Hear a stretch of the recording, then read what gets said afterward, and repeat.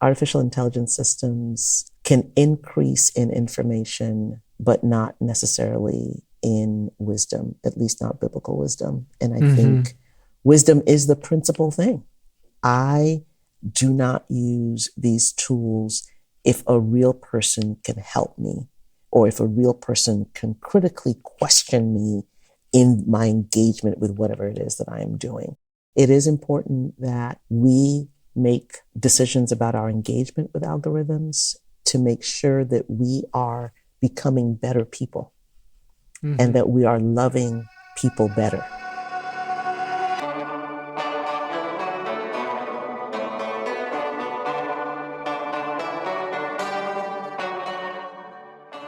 Welcome back to Faith at the Frontiers, and this episode launches a brand new series on AI, artificial intelligence.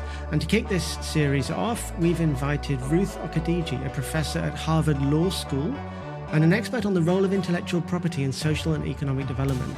What Professor Ruth Okediji does for us is set the agenda for our whole discussion of this series by asking the most foundational questions about what we're hoping to gain from AI in the first place. Why has the rise of AI been so rapid? What does it do to us and our development? How does it help us achieve our ultimate purpose for ourselves and the society we live in? Tune in to hear Ruth Okediji guide us in orienting ourselves to these questions from a faith-filled Christian point of view.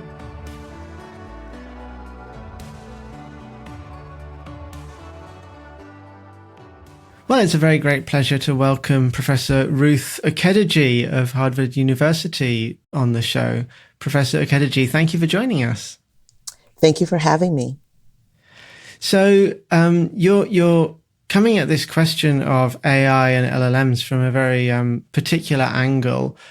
We want to just start by asking some general questions to orient ourselves. What do you think is particularly new or noteworthy about the way people are now using the word AI to mean sort of LLMs and chatbots? Well, I think it's astonishing that people have gotten so comfortable with this technology in a way that one would have found hard to predict 15, 20 years ago. LLMs are really embedded in virtually every part of our lives. And it started off slowly with the Alexas, and now they are in virtually everything, but also importantly, doing things that were once thought to be the exclusive preserve of human beings.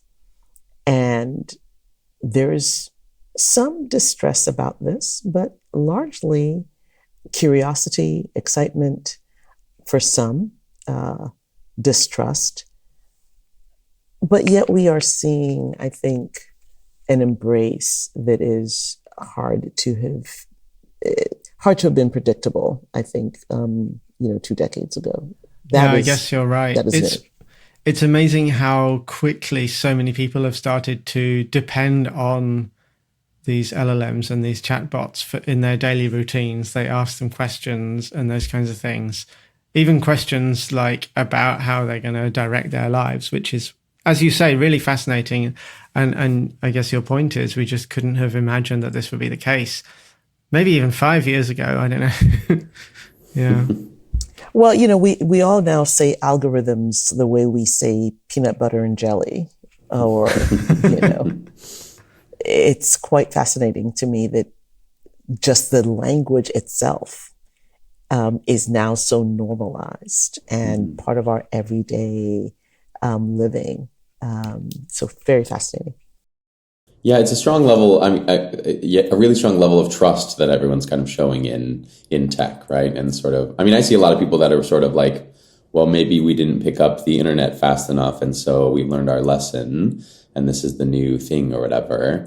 But I do think do you think it's just because they see so much value in it, or because there's such a strong sense from the powers that be that this is just how it is? What do you see going on there? Well, I wouldn't call it trust, because trust is really intentional. Trust requires a knowing and a discerning, And trust is also more than just intellectual.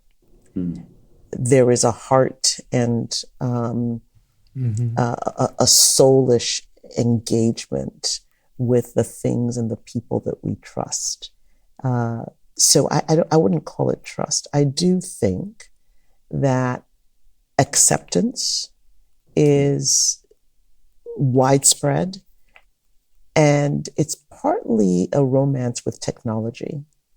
Despite the challenges that we have faced and are still facing with social media, for example, we as a nation and as a culture, particularly in the West, have always viewed technology as a net positive.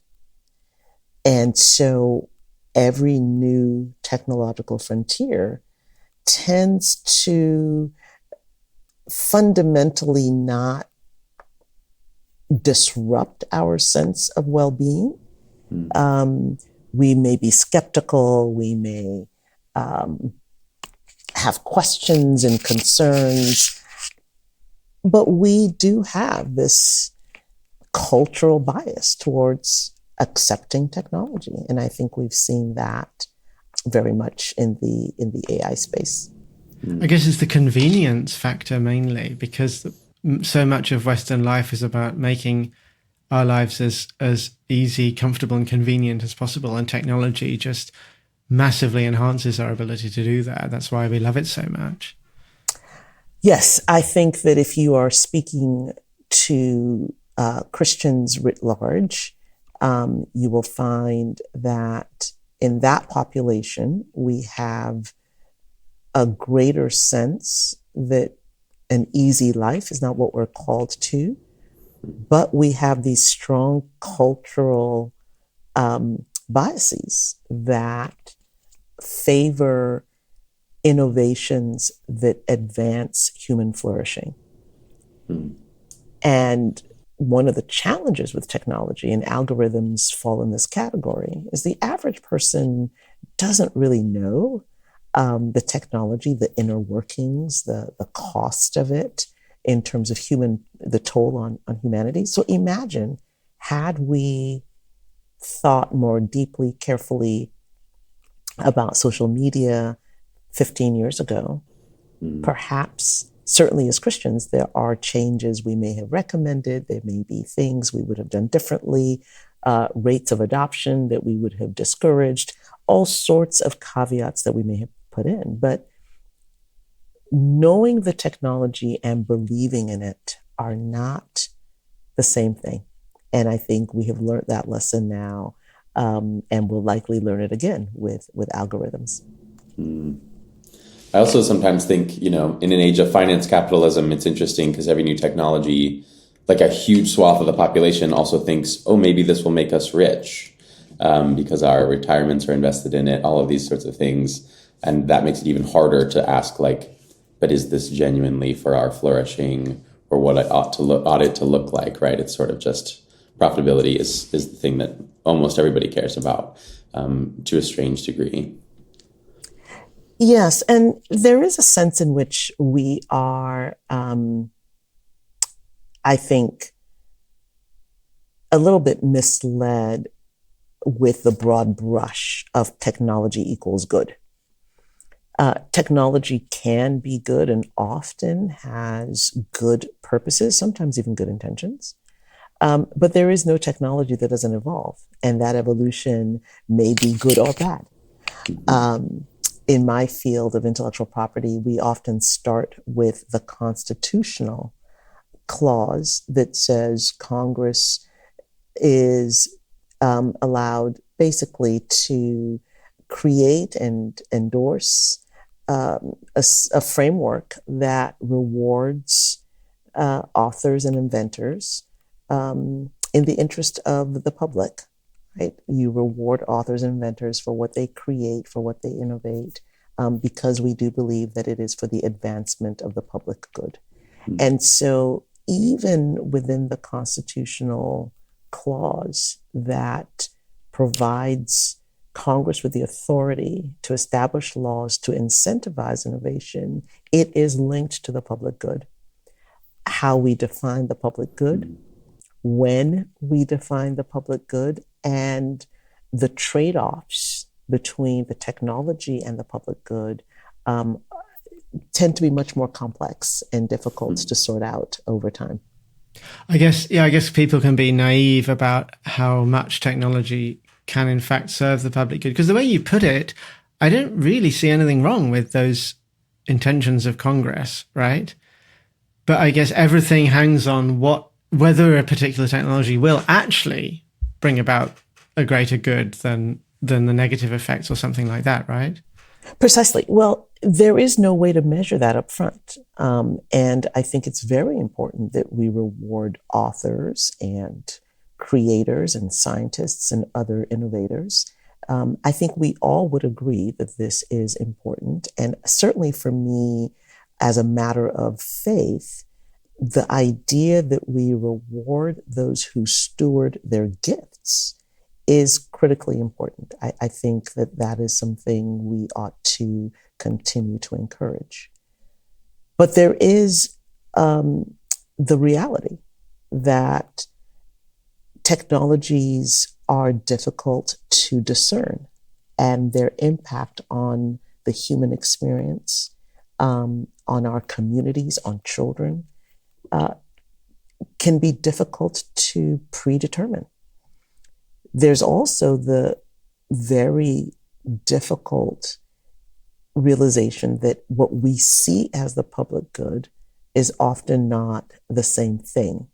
And so these challenges, I think, have created a marketplace of technologies in which every citizen to themselves embrace it, use it, don't use it, but we don't have this cohesive sense of what is it about the technology that makes it good for us.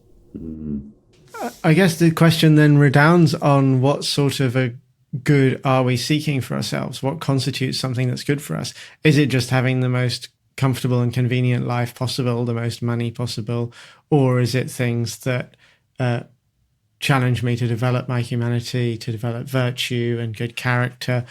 And everything hangs on that question. What is actually good for me? What is good for me and what is good for my neighbor? Yeah.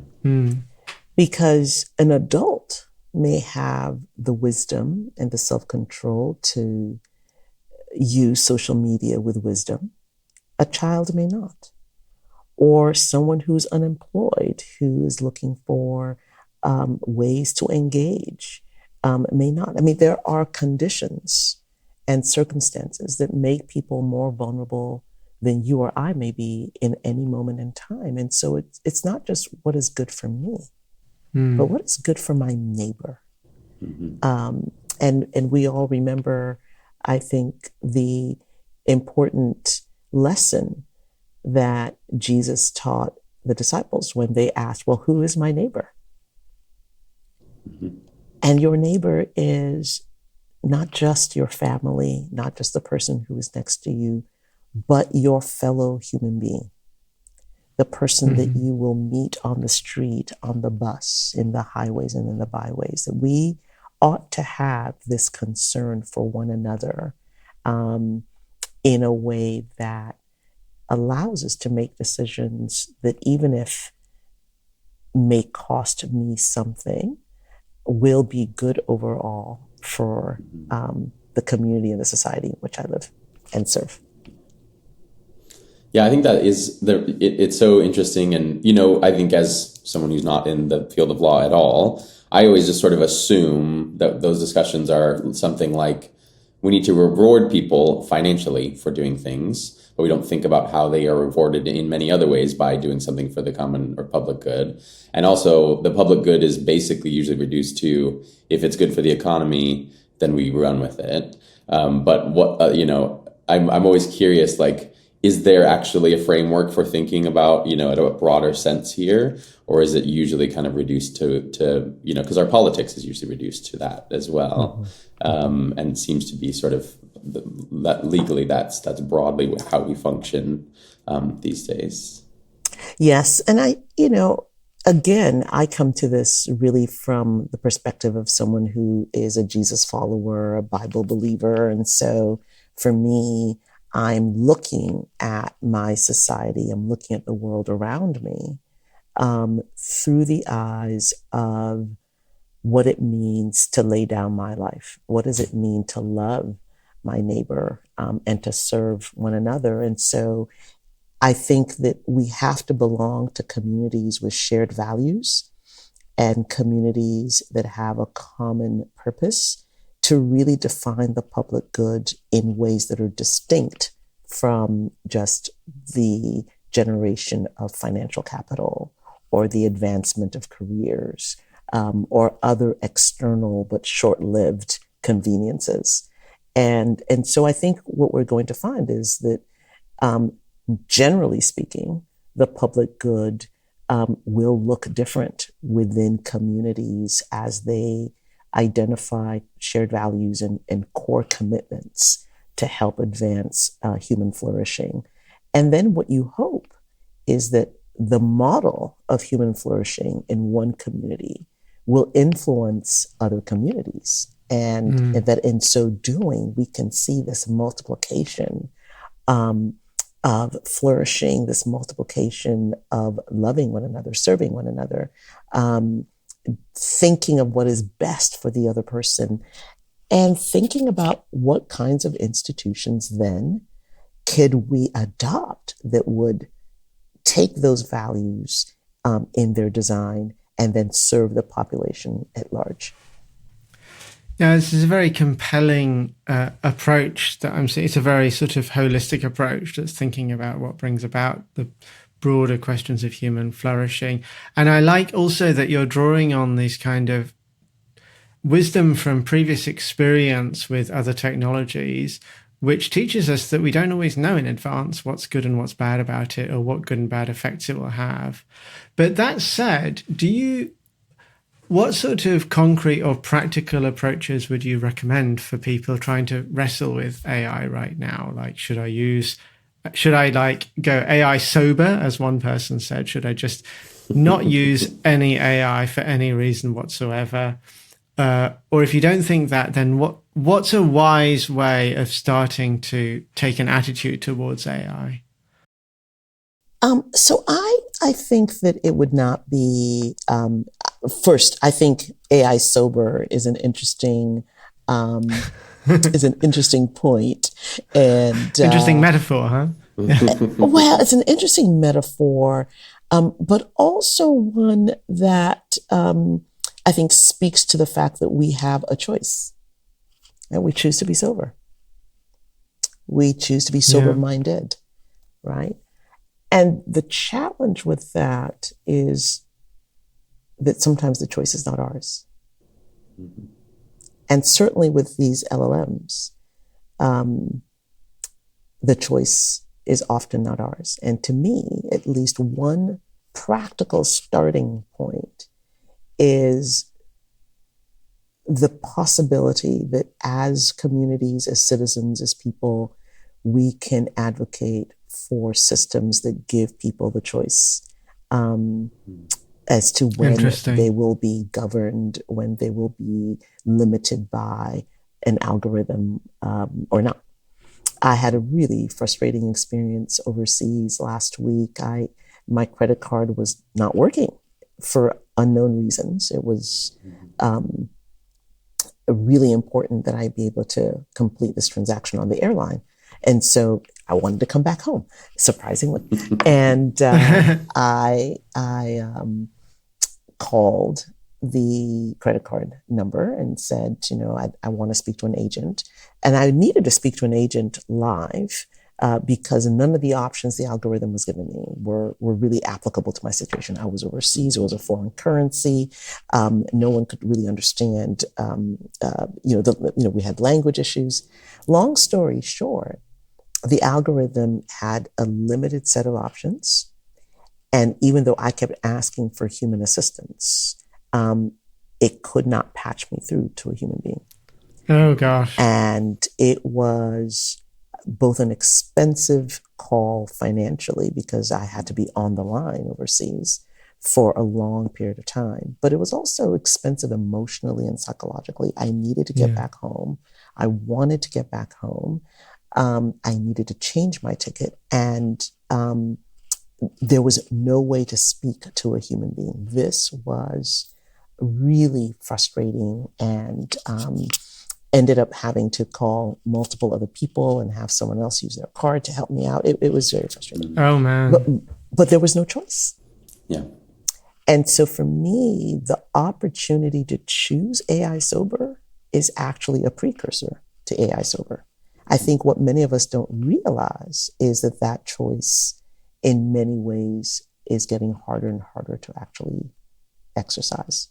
And we will all begin with AI inebriation at some level, whether we want to or not. And that is perhaps one of the challenges that we need to really take seriously. Yeah, I mean, and so many, I think workplaces are a good example of this, right? So many people are being told to implement AI, and a lot of them know that they're doing that as a step towards eliminating their own jobs and being replaced by AI, but they don't have the sort of worker protections and power to say, we're not going to do this. And so, I could see that there's so many kind of contexts right now, right, where it's sort of being thrust upon us. And the question is, do we even have a choice in this, whether we like it or not? Yeah. And, do we have a choice? Who are we entrusting with the responsibility to make those decisions for us? Are they accountable to us or to others in any meaningful way? There is, again, which I think is ironic, people talk about the black box of AI, but there's also a black box in the governance. We don't know who's making the decisions, when, what the trade-offs are, what the conversations are. And I think our engagement as citizens, as ordinary people, is really crucial. I think AI education is important, knowing what the technology is, and being able to at least speak intelligently about where it's being used and how it's being deployed is, I think, a responsibility for every citizen, and certainly for Christians. Part of that means that we need to take the time to learn about algorithms. Yeah. I wonder if you can tell us a little bit about, since this is your area, thinking about sort of the data that's being used to train the LLMs and these sorts of things. I wonder if you could have some insights about the sort of legal and ethical implications raised when it comes to intellectual property, and sort of are things sort of shifting there? What sort of things are going on? I know those of us who are authors have been thinking about this. And sort of what's being used and how is that impacting this question broadly? Well, this is a big topic on many people's minds, and it really goes to the question of the integrity of the systems that we create. So, as I said, Article 1, Section 8, Clause 8 of the Constitution gives Congress the authority to enact laws that provide for limited times ownership interests in the fruit of an artist's or writer's or creator's labor or scientist's labor for the advancement of the public good. And that, as we've already discussed, is hard to pin down. The data that is being used to train these LLMs come from good sources. Lots of times, Disney just signed, for example, an agreement with OpenAI about licensing its characters. But sometimes, as we saw in recent lawsuits, a number of recent lawsuits, this data is being taken and used to train the LLMs without the permission of the authors, without attribution to the authors, and certainly without compensation to the authors.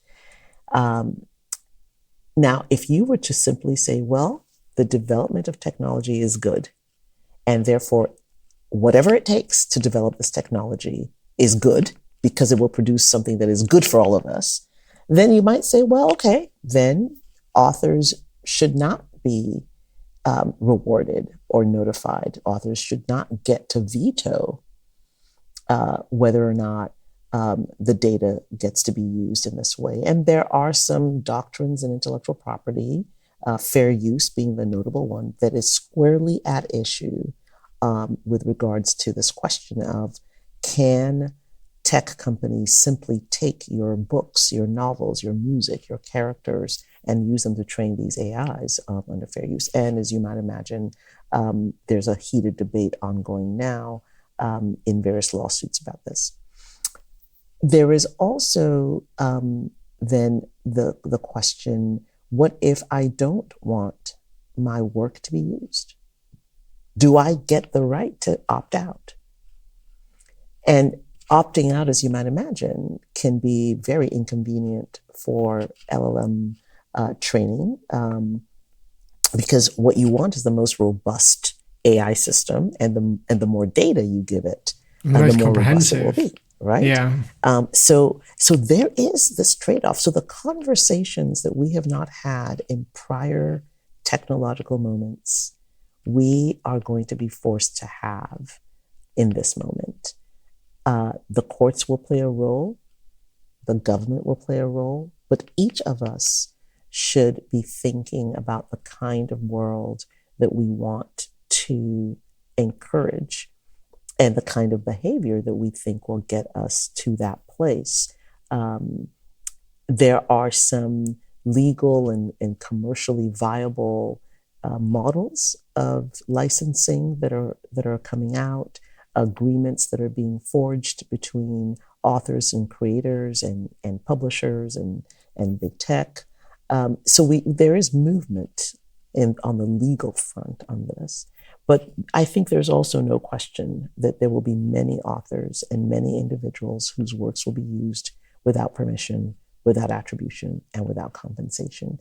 And this is particularly true of artists and writers and authors and scientists in the global South, in countries around the world who don't have a government that might stick up for them and defend their interests, or who are somehow cut off from some of the legal frameworks that are starting to emerge to govern these uses. So we have a lot to think through about what is the right thing. I mean, there's ethical design, there's ethical use, there's ethical outcomes. And we still have a long way to go to think about globally, how do we address this problem? Yeah, and also the question of attribution raises the question of responsibility as well. Like, who's responsible for what advice AI gives? And this becomes very, very relevant when we consider some of those cases where AI has at least arguably been seen to encourage perhaps criminal activity or self-harming activity or suicide in some of these strong cases. Who's then to blame if AI does those kinds of things? Is it the AI itself? Does the AI have an agency that you can sort of treat it like a consciousness that is to blame, or are the people training it to blame, and that kind of thing? Do you have any of a legal angle on those questions? Well, I don't know that there's any case law so far. At least I'm not aware of any in the US. There may be cases outside the US. I think that we're dealing with a series of problems that are not often connected. The first is you train this system to answer questions, to engage with human beings. Mm-hmm. For those of you who maybe played with either dolls or action heroes, we all engaged with them as though they were personalities. We gave them names. We made up conversations with them. They talked to us. We talked to them. It was all part of developing a healthy, childlike imagination. And in many ways, you can think of these AI systems as more advanced instantiations of that. Gosh, that's a really interesting parallel. Yeah, Yeah. they're tools. And so the real question for me is, what is the caliber of the human person that is engaging with these AI systems? What is their integrity, their stability, their emotional health, their sense of well-being? Because all of that affects the ways in which these chatbots and AI systems are being utilized and what they're being deployed for. And I think it is quite tragic that it is in a moment of really serious isolation, division, mental health crises, that this innovation has arisen.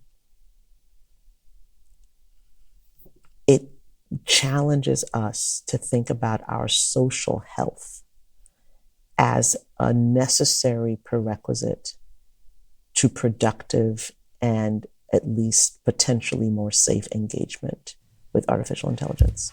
Because our society has various weak points at present, which could be more negatively affected by AI because of people's isolation. But yeah, absolutely. very, very I actually am very concerned that in the Western world, we are more vulnerable to abuses from AI than anyone in the global South. Those social systems, whilst mired perhaps in poverty and non-democratic contexts, the family unit is still relatively strong compared to what's happening in the West. The cultures are more socially cohesive. There is less of an emphasis on technology and more on familial ties. And institutions of the Western type are weak, but social institutions like churches and synagogues and houses of worship are still very strong. People's strongest relationships are still anchored in faith, in community, and less in technology and in independence. And so this is a challenge for us in particular. Mm-hmm. Yeah, I think that is so really, really helpful perspective. I mean, social media was a good example of this, where it was like, this could bring us together, but it seems, in a society that was already looking for excuses to be apart, it seems to have helped us push more in that direction. And this seems likely to do the same. And again, highlights that sense that like these aren't just like neutral tools that are all going to be one thing, they're coming about in a particular time in particular cultures. And I think if we don't account for that, then we're not going to be able to make much sense of what they are. Exactly. So, for example, I would say, especially for Christians, we should never use these AI tools to divert ourselves or for entertainment as a replacement for human relationships. This is actually a point that my good friend Oliver Durr in Zurich makes as well, that there are certain rules of engagement that people of faith need to consider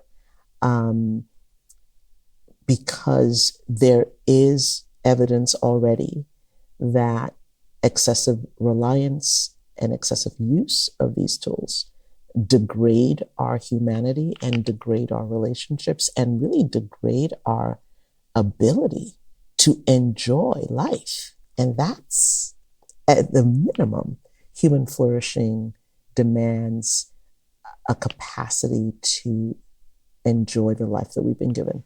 Yeah, that cuts at some of the very heart of the purpose for our existence, right?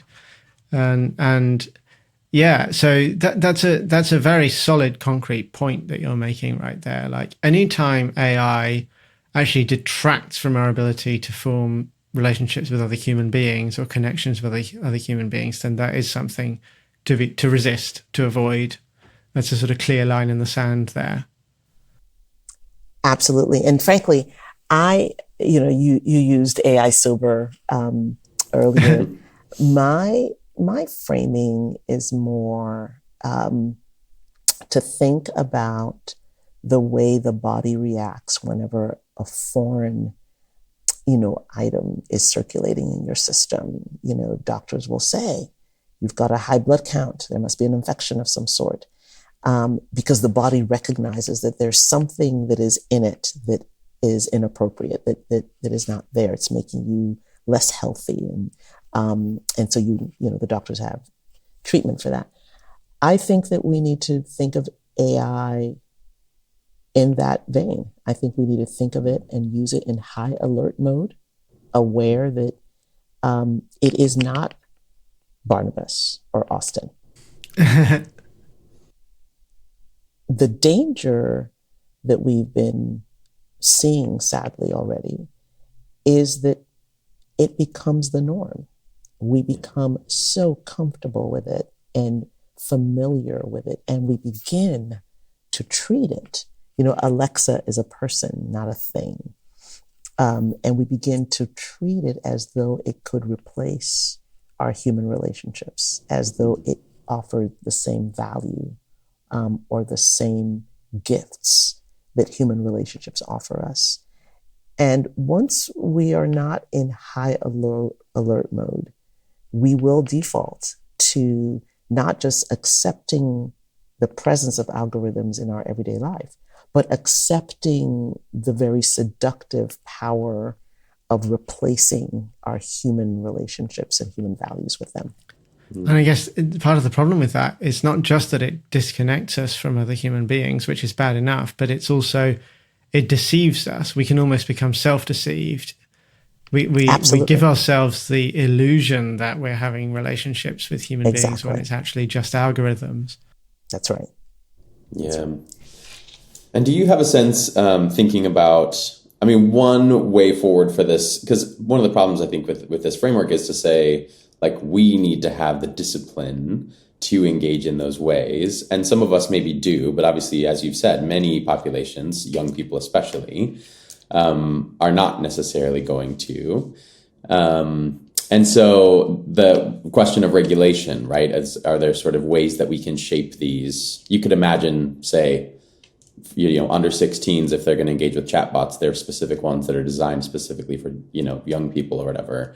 Are we in a space at all where regulating these things is a possibility or is right on the horizon? It feels a little bit like we're not, to me, which also changes the nature of the conversation, in my opinion. Yeah, well, I think something that our faith informs us is how hard change is without changed hearts. That it's in our human hearts that we form our values, that we form our deepest bonds, that we shape our convictions, that we make decisions that are sustainable. And so I would say that there are at least 5 levels in which we will be engaging with algorithms. At the highest level is just as citizens, we need to understand, what they are, how they're being used in commerce, in public health, in other spaces. We just need to be well informed. And I think that's an educational use in the public sense that allows us to be better informed when really critical questions, come into being. And at that level, the governments of these algorithms will come from state, our political institutions, state and federal. I think sort of going down, a 4th level would be understanding the role of algorithms in your particular area or sphere of work.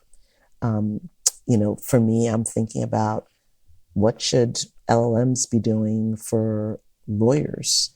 How should the courts integrate LLMs in their administration of justice? There is the question of, would it be just to have an AI judge deciding cases? Gosh, that's a big question, yeah. That's a big question. Would you like an AI doctor? an AI counselor, an AI teacher, right?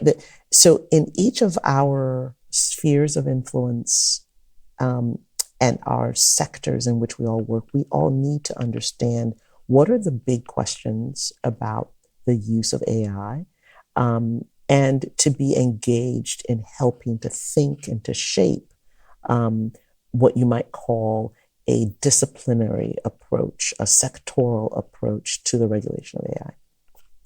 Then I think there's a third level, which has to do with public institutions, our libraries, our police departments, our fire departments, even our churches, our houses of faith. Do you want a robot serving you communion?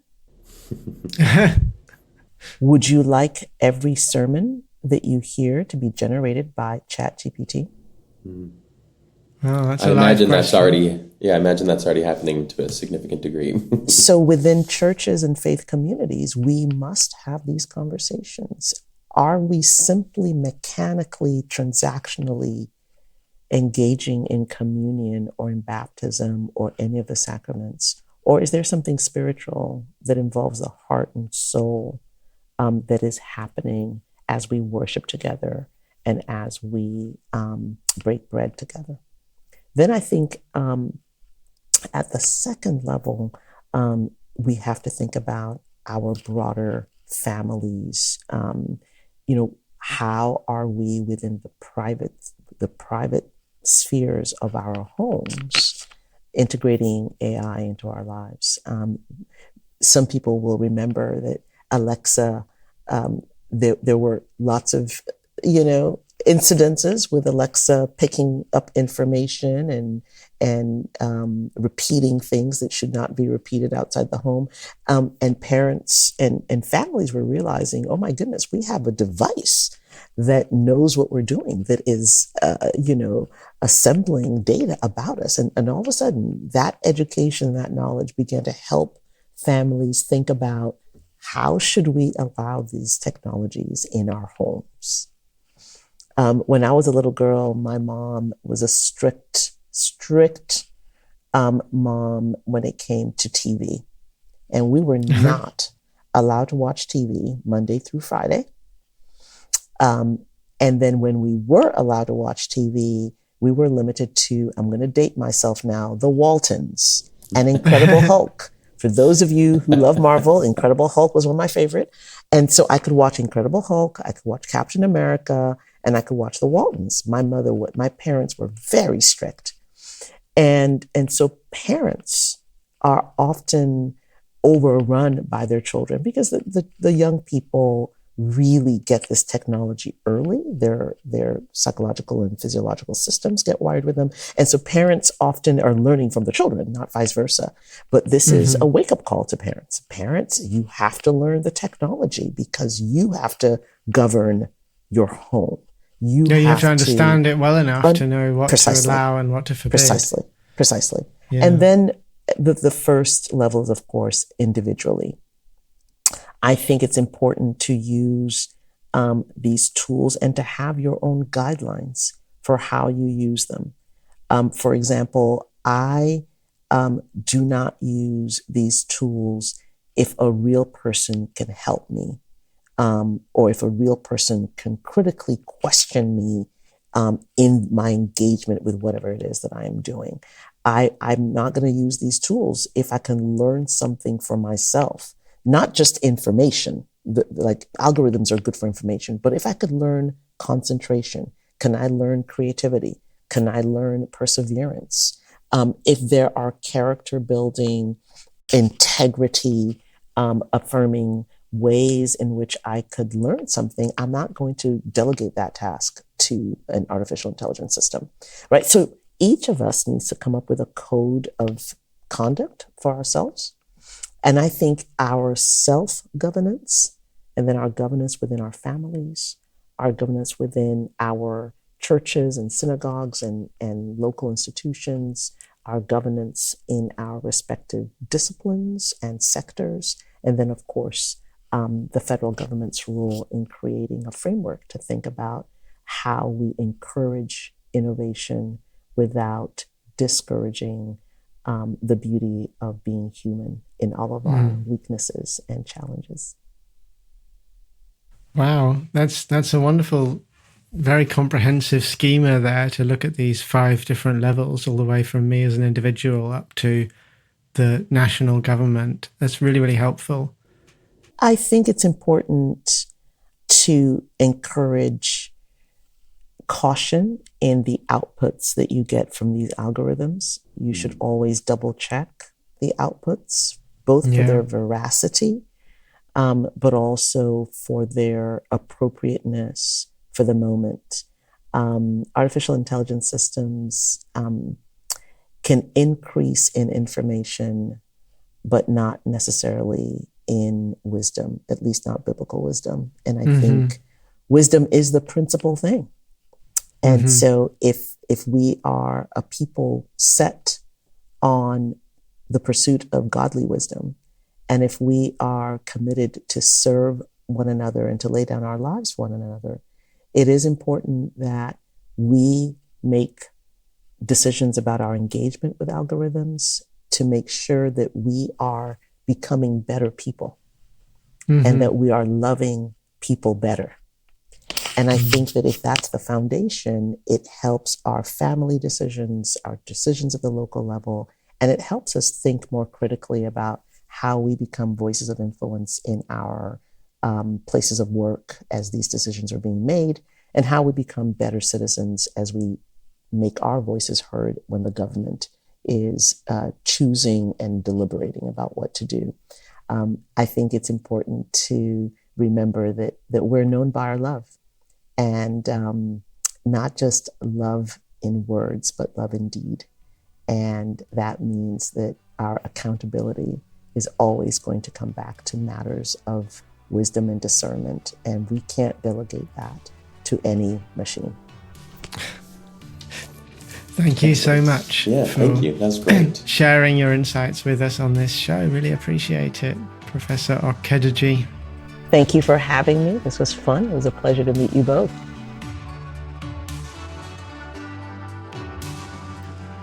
Thank you for listening to Faith at the Frontiers, a podcast that confronts challenges to the Christian faith with hope. If you liked this episode, then do subscribe to hear more like it in the future. For now, goodbye.